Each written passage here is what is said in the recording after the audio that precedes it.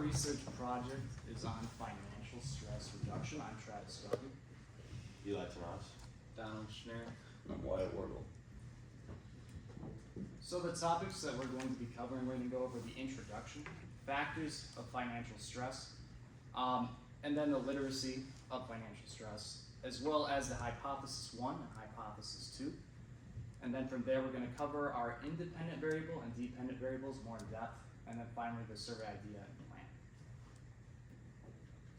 So introduction, between 2017 to 2022, the retention rate at NMU has dropped from 78% to 73%.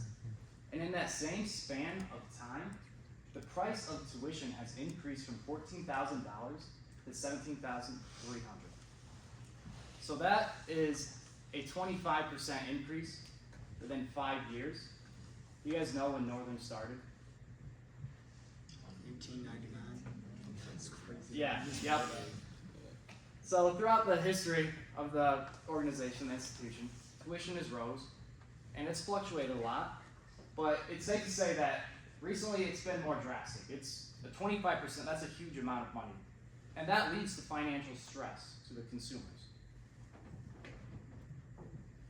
So there's many different factors of financial stress. It can be debt and bills, kind of like we just talked about. It can be unexpected costs, the state of the economy at large, and then poor spending habits.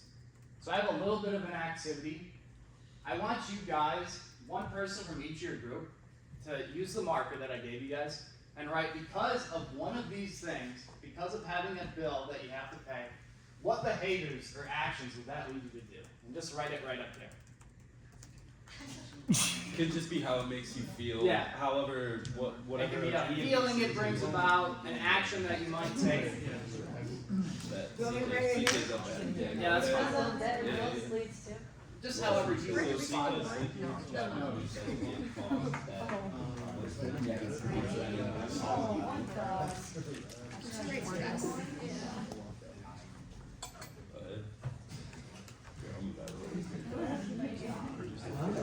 Here's another marker. Thank you. Gambling. I like it.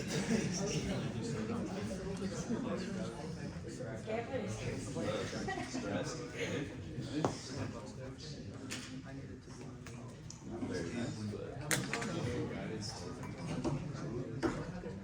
Okay. Yeah, that's fine. That's fine.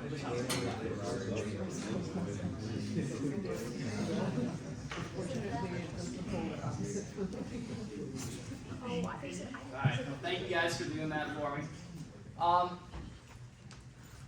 As I can see, mainly I see stress, gambling. So the point of this was to show that it's a lot of negative things. You guys pointed out negative things. I mean, I guess gambling is available, but overall we can address that this is a problem. Having to incur higher costs or have to spend more money is going to lead to more financial stress. So when we're looking at our literature of what we think holds the most weight for our research, we think the cost of living. So it's no surprise that rent is higher, tuition's higher, you gotta pay more for your phone bill, groceries, gasoline. All these factoring together are going to lead to more financial stress. On top of that, we also think financial planning and budgeting. So if a student is more likely to seek scholarships, grants, and also they're paying attention to how much money they're spending on a daily basis, they're probably not going to have the same degree of financial stress as students that do not seek those things. They do not care about if they spend $10 at Starbucks or go get McDonald's every day. And the last thing we think could have a big impact on financial stress is the hours that students work. So it's a little bit confusing because students are working while they're in school. Like, how many of you guys work right now? Like a good amount. So you guys are working and you're trying to finance yourselves. You're aware, you're conscious that it takes money to just go to school. The problem with that is you are now balancing working and school simultaneously. You have to do both of these things to survive. So the issue with that itself, it leads to more financial stress. Alright, To address this study, we developed Hypothesis 1, which is increasing student work wages would reduce financial stress. Students who work and go to school at the same time, it leads to health side effects such as stress, depression, insomnia, and anxiety. With that said, it is fair to state if a student were to earn higher wages, their stress level would decrease.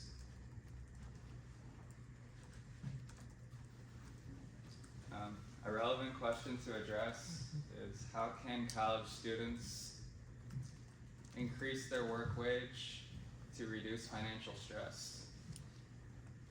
Students should consider bartending or waiting tables for tips rather than working for a set wage, acquiring an internship that pays well and that may lead to a salary position post-graduation, develop and monetize a skill such as welding, cooking food, or sales experience.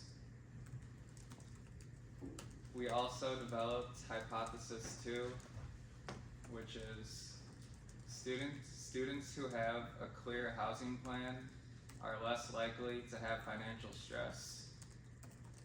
Buying a house as a student or a college graduate can be challenging.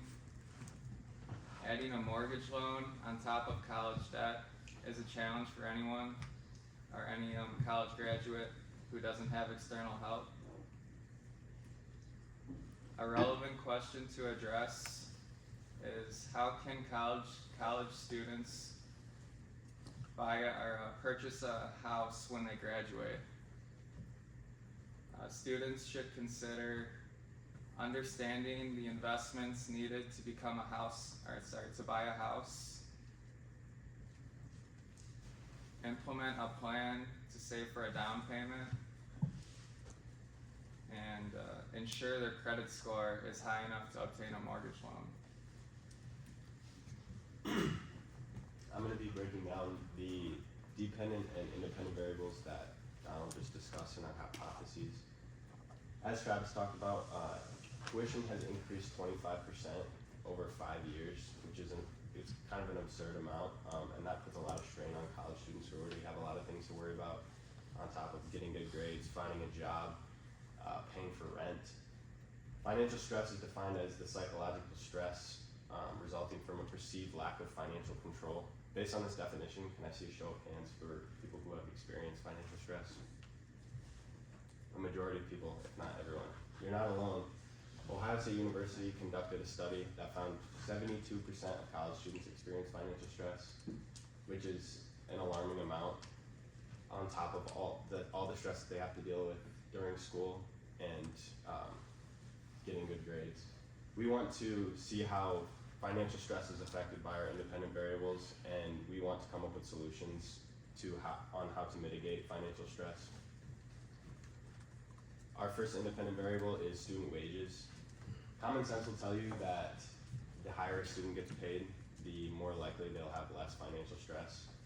But not only do we want to see how a higher wage of a participant of our survey will decrease their financial stress, but also the amount of hours they work.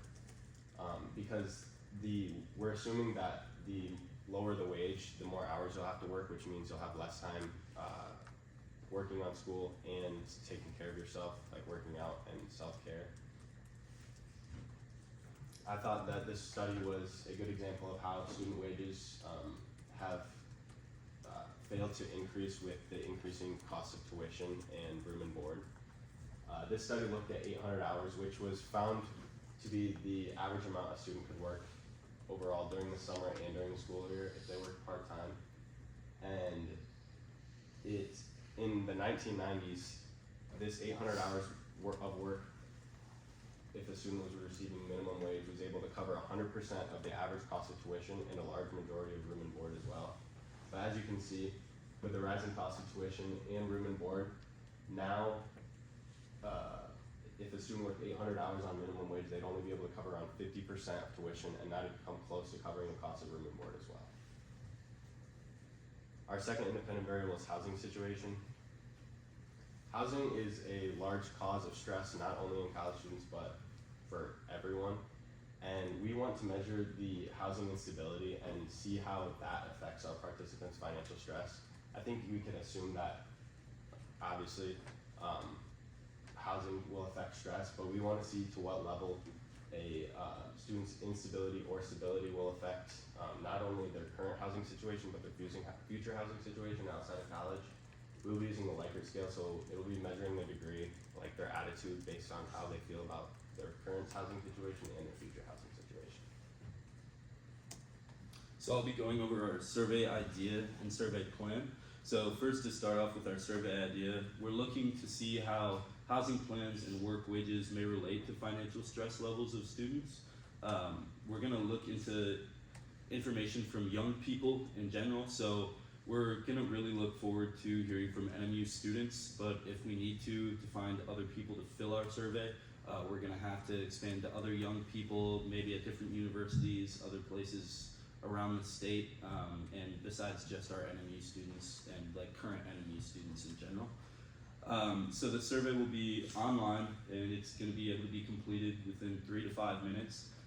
We're really not trying to give these people like a grueling, just long survey that they have to fill out. We're trying to make it convenient for them to take so that we can hopefully get more and more people to fill our survey.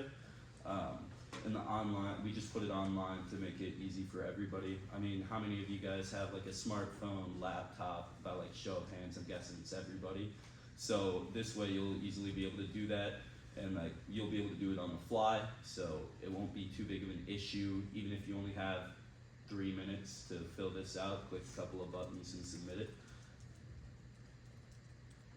So for our survey plan, we're gonna be displaying it on a digital platform. So we're gonna gather and make all the things for the survey using Qualtrics, and then we'll be moving it to Zotero, which is a data analytics software. So then we'll get to pull apart everything, see what's being answered and why it might be related to the financial stress levels just using this as well. We're looking to gather 200 to 250 samples. So we'll be sharing them with QR codes and hyperlinks through social media such as Facebook, Instagram, Snapchat, LinkedIn, among others. We'll also be emailing it out to certain people, texting to our friends and people we may know who attend the university or attend other universities if we need more and more surveys filled out.